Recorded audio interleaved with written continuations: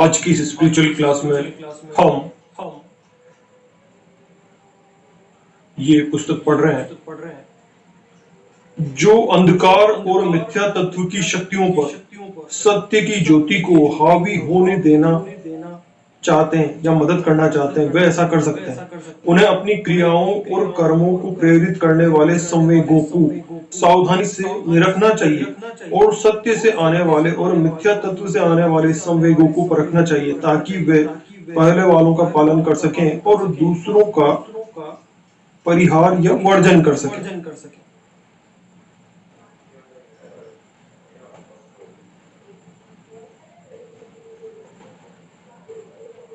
मिथ्या तत्व की शक्तियों का मतलब है झूठ के जगत से जो संकल्प हमारे मन में आते हैं और जो सत्य की जगत से संकल्प हमारे मन में आते हैं, तो उनमें अंतर करना हमें आना चाहिए। विवेक की यह शक्ति पार्थिव वायुमंडल में सत्य की ज्योति के अवतरण के पहले प्रभावों में से एक है और विवेक ही ऐसा कर सकता है। विवेक वास्तव में एक सिद्धि होती है या आध्यात्मिक गुण होता है जो सही और गलत में से, सत्य और असत्य में से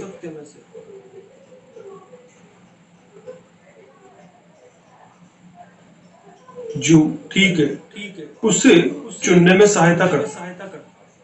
वास्तव में सत्य और मिथ्या तत्व के आवेगों में फर्क कर सकना बहुत कठिन है जब तक कि सत्य की ज्योति द्वारा लिया गया विवेक शक्ति का यह विशेष उपहार मनुष्य को न मिल जाए। तो भी शुरू में मदद के लिए व्यक्ति यह निर्देश अपना सकता है कि जो भी अपने साथ शांति, श्रद्धा, प्रसन्नता, समस्वरता, विशालता, एकता और आरोहणशील विकास लाता अथवा सृष्टि करता है वह सत्य से आता है, जबकि जो अपने साथ बेचैनी लाए, शंका लाए, संदेह लाए, दुख लाए, विरोध लाए, स्वार्थ भरी संकीर्णता लाए, तमस लाए, हतोत्साह और निराशा लिए आए वह सीधे मिथ्या तत्व से आता है। ये लिखा हुआ है। तो शुरुआत में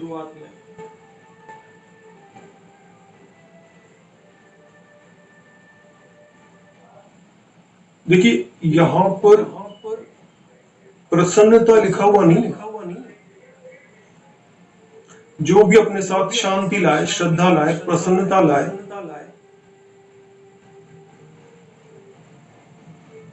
तो अब यहां पर भी हमको ये देखना है बहुत सारी बातें ऐसी जो प्रसन्नता लेकर के आती हैं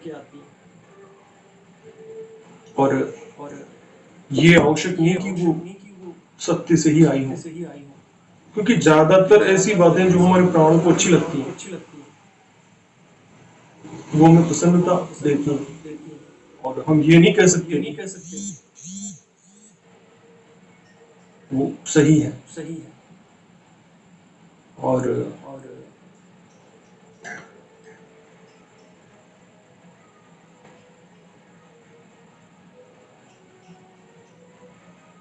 आज हमने ये किताब में जो लिखा हुआ था उसका अध्ययन किया।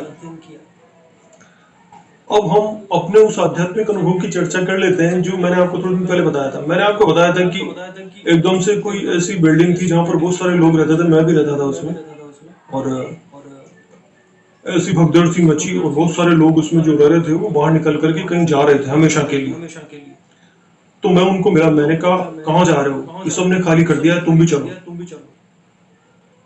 तो मैंने कहा भगवान कहाँ है?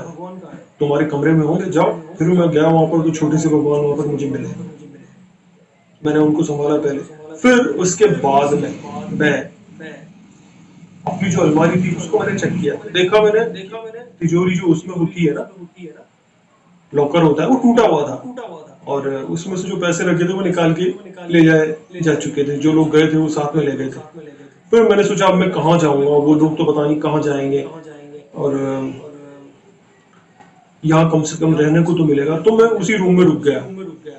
थोड़ी देर बाद मैंने देखा कि अनजान लोग, जो लोकल लोग थे वहां के, वो उस बिल्डिंग में घुस आए और उन्होंने मुझको खोज लिया। तो मैं उनको समझाने लगा जैसे तैसे, और वो सब जब भाग रहे थे तो उन्होंने मुझे ये नहीं बताया कि वो सब लोग वहां से क्यों गए। उन्होंने कहा था कि कोई रेडिएशन वगैरह फैल सकता है, या इस प्रकार का कोई डर था उनके मन में, कोई विस्फोट हो सकता है, इस प्रकार का मन था, जैसे कोई टाइम बॉम्ब लगा दिया हो फिर भाग रहा हो, इस प्रकार का था, या जो भी हो वहां पर कोई खतरा हो। तो अब देखिए, इस बात को अगर हम ध्यान से देखें तो कितने सारी बातें हैं जो इससे हमें समझ में आएंगी। अभी अफगानिस्तान में क्या हुआ, रातों रात अमेरिका के सैनिकों ने अपने जो बेस थे वो खाली कर दिए और वहां से चले गए। अब तालिबान के जो आतंकवादी हैं वहां पर, वो धीरे धीरे करके अफगानिस्तान पर कब्जा जमा रहे हैं। 20 साल तक अमेरिका रहा वहां पर, बस अब खाली।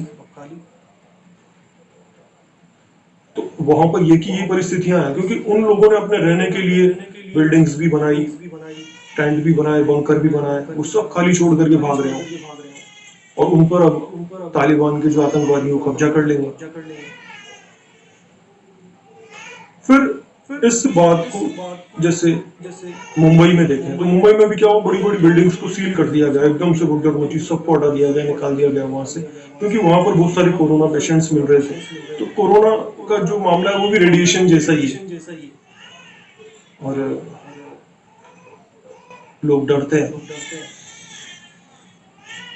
फिर असली जिंदगी में अगर इस बात को देखा जाए तब भी उसका कुछ मतलब है। और जैसे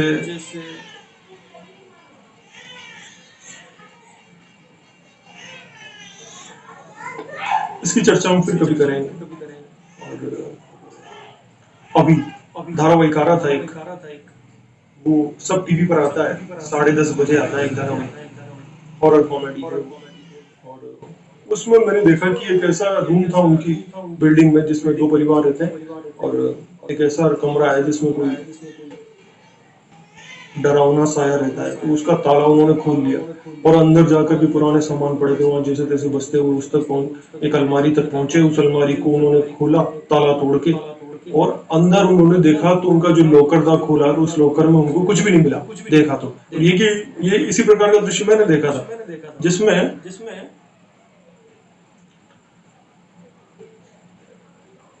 मैंने अपनी जो अलमारी थी उसको खोल के देखा था और उसका लॉकर टूटा हुआ था। इस प्रकार का था दृश्य जो मुझे दिखाया गया था, और ये टीवी पर आया, और आज भी शायद वागले की दुनिया जो है उसमें भी इस प्रकार का दृश्य आएगा।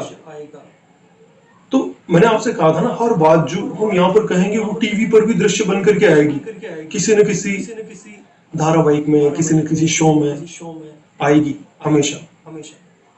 और हमारे आध्यात्मिक दृश्य ऐसी क्रियात्मक शक्ति रखते हैं जो